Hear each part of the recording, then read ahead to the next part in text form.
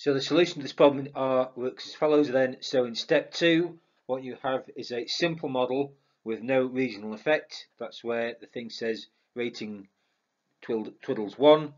And in step 3, you've got a more complicated model where there is now a regional effect. That is where it's saying rating twiddles region. So just to try and explain this R code fully then, so the R command LMER stands for linear mixed effects regression.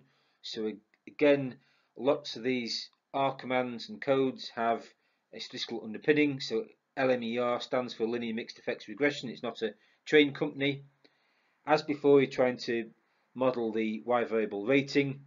And then if you look at the two sets of R code above, the model divides into a fixed effect, either a constant term or term allowing for different regional effects. So either rating tilde 1 in step 2 or rating tilde region in step 3. And then you've got more complicated mixed effect. So here you've got one given product. So this means that you've got an extra amount of correlation caused by the fact you've got repeat measurements from each product or hotel. And then in the above, when it says REML equals F, this is making sure that you suppress the REML estimation method. So the problem with mixed effects models is they get very hard very quickly. Okay, so this one is nice and easy, even though it does come from a practical industrial problem, but these are not trivial, and it's not trivial even this sort of relatively simple example that we can happily use in my teaching. These are really not easy, and these are one of the things I've really got to think about when I'm teaching this subject, even though I'm a professional statistician. Okay, so the problem hinges on how intricate the dependency and correlation is in your data set and how this data is being collected. Okay, so it's intrinsic to the problem and it's intrinsic to the practical industrial problem in this case. So in my simple example, you've got this thing here on the previous slide plus one given product. This means there is an average rating associated with each product or hotel, irrespective of who views it. So the one bit there means an average rating, and then given product means that the average rating depends on the particular hotel. So there's a common sense check here. If you've got two independent reviewers rating the same hotel, there's naturally going to be some degree of correlation because they both observe the same reality. Okay, so this hopefully makes sense in this context. In this example, it's relatively simple. It can get much more complex very quickly. If you properly test for regional effects, you should see some similarities between what we've used before. Very often R is quite intuitive. Here is one occasion where it is not necessarily so intuitive, and the actual command you need in order to run the appropriate chi-squared test is ANOVA. And the rest of this though should be more familiar. So a very common way of operating with R is that you work it all out from the right hand side to the left hand side. So R is methodically working through from the left to the right. On the very far right hand side you have the p-value at the end. This is the most important thing to look at here. And here you've got the p-value is 6.141 times 10 to the minus 07, right at the far right hand side of the output. So this would usually be interpreted as results give significant evidence p equals 6.141 times 10 to the minus 7, which is less than 0.05 of a regional effect. If instead that this p-value at the right hand side was bigger than 0.05, there would be no evidence of a regional effect. Okay, so in this case, R is working methodically from left to right, but the only thing you need is the p-value at the very far right hand side of the output. Now, presenting results in R or from any software package can be a big deal. It can catch out a lot of people.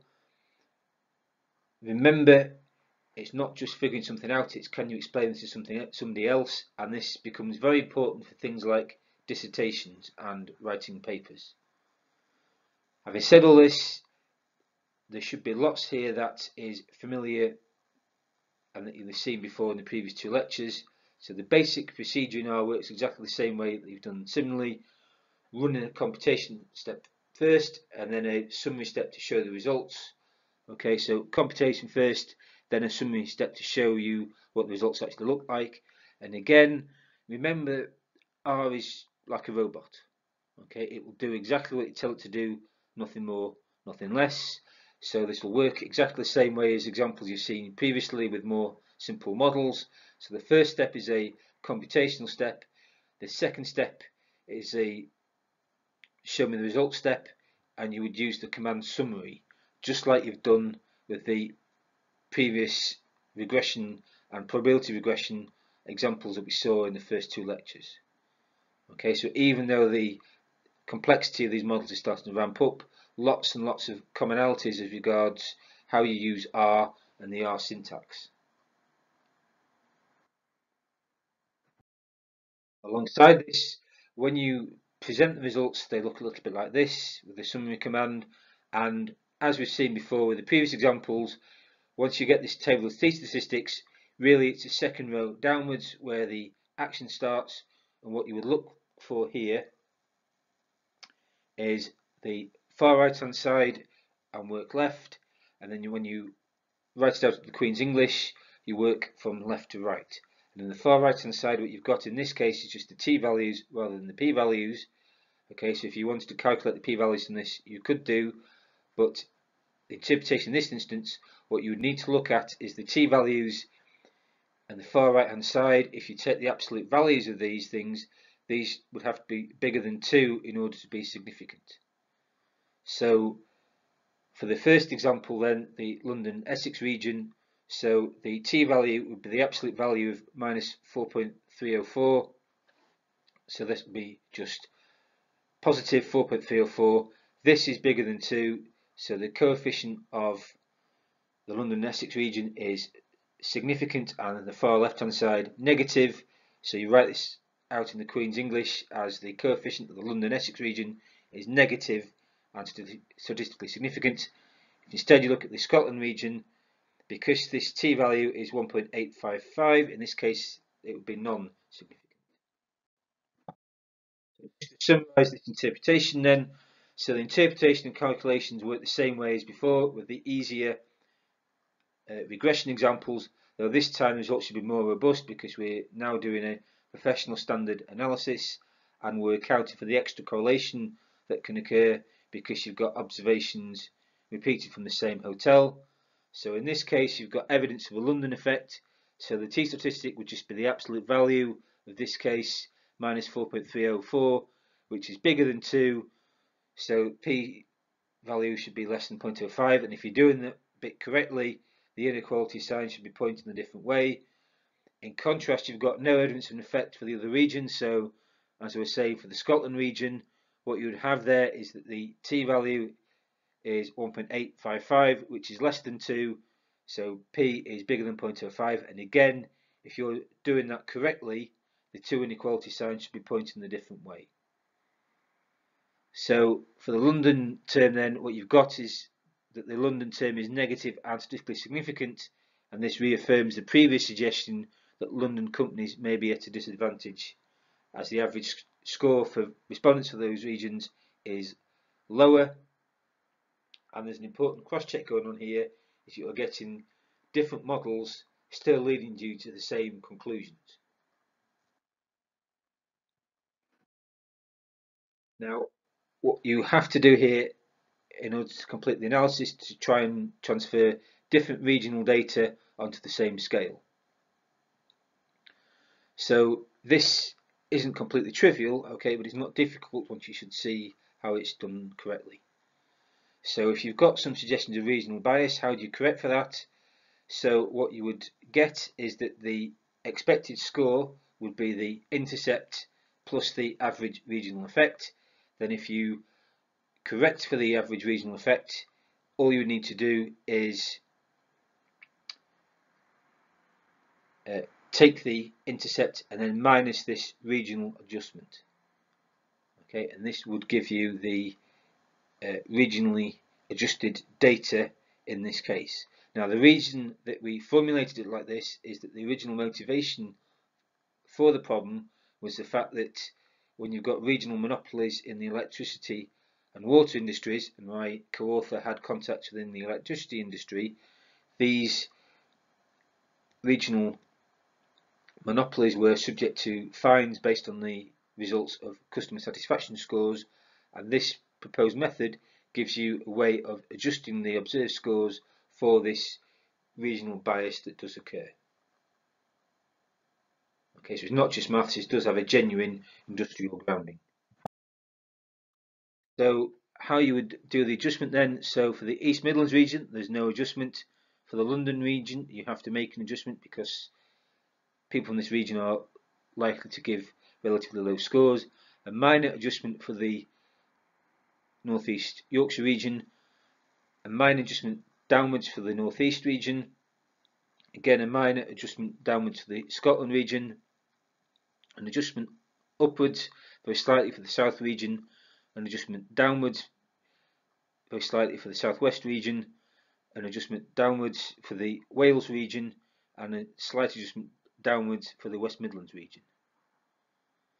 Okay, so that would be the sort of technically correct analysis, but there is really a very small adjustment that has to be made in most cases. It's only the London region there where there is statistically evidence of a regional effect.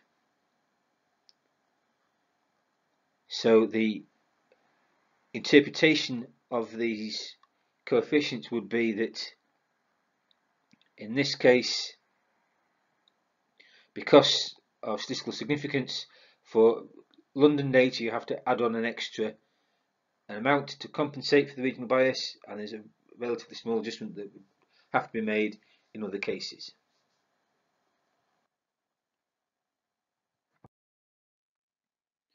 So in problem 2 you've essentially got the same data processing steps as before. So in R you generate the sequence of high values using this thing here. Higher goes to 1 times rating given greater than 3. Generate the sequence of median values using 1 times rating double equals to 3, and the sequence of low values, it should be low goes to 1 times rating less than 3. So there's a mistake on the slide which I'll correct on the .text files in R. So in each case this generates a sequence of values that can take the value 1 if the observation belongs to that category and not otherwise. Now this is repetition of what you've seen before, but I just wanted to emphasize here what you've seen. I think for the first time there's some benefit to having a proper programming language like R, where you can direct the thing using written code rather than just a mouse like you would ordinarily in a standard Excel spreadsheet. Also, this is mathematically oriented, it's not just quantitative, and alongside that you've got the sort of vectorized nature of the computer language itself. Both of these things I think are significant and needed in this case, and recall this is a genuine industrial problem, it's not just something that's of pure academic interest.